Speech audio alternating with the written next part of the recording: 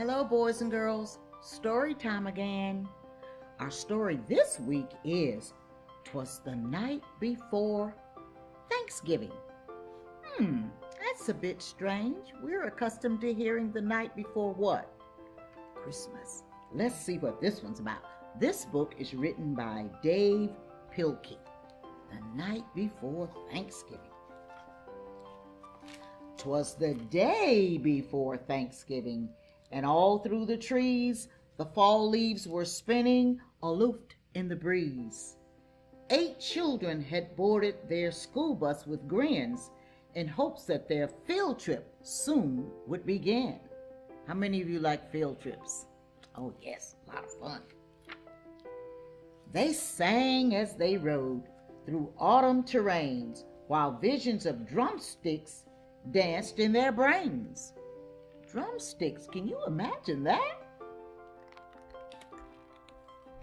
Over the rivers and through the woods, with winding and weaves, their school bus sailed on through the new fallen leaves.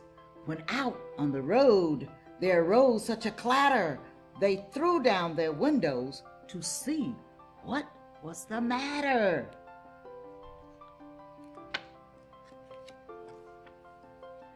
When what to their wandering eyes should they see but a miniature farm and 8 tiny turkeys, and a little old man so lovely and rugged they knew in a moment it had to be Farmer McNugget.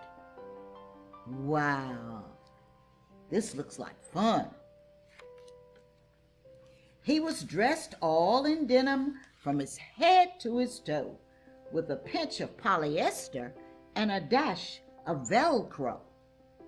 And then in a twinkling they heard in the straw the prancing and the pawing of each little claw.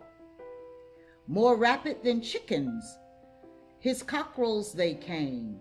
He whistled and shouted, and he called them by name. Well, let's just see what these names are for these turkeys. Now Ollie, now Stanley, now Larry and Mo. On Wally, on Beaver, on Shemp and Groucho. The turkeys were chunky, with smiley beaked faces, and they greeted the children with downy embraces. How many of you would embrace a turkey? I'm not so sure if I would. So out through the barnyard they ran and they flew, and they gobbled and they giggled as friends sometimes do. Having a great time. Then someone spotted an axe by the door, and she asked Farmer McNugget, "What is this for?" With a blink of his eye and a twist of his head, the old farmer told a grim tale of dread.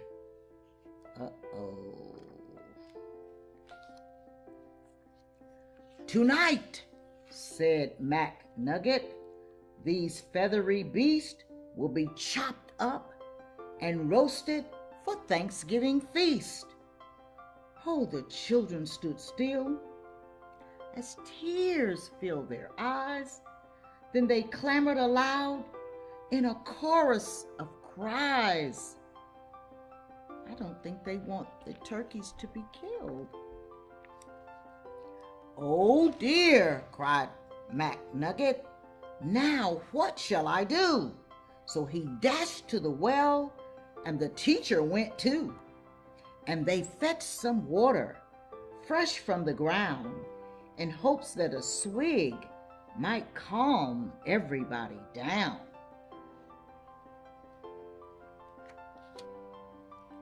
And when they returned to quiet the matter, the children were calmer, and mysteriously they were fatter. The boys and girls drank up their drinks in the hay. They thanked old McNugget, and then they waddled away. Notice how fat these boys and girls suddenly are. Can you figure out what's going on? Let's see. They leapt to the school bus, all huffing and puffing. It's not easy to walk with the hot turkey stuffing. And then, as the school bus drove off in the night, McNugget looked round. Not a turkey in sight. 'Twas the night before Thanksgiving, and the stars up above shone down on a school bus, abounding with love.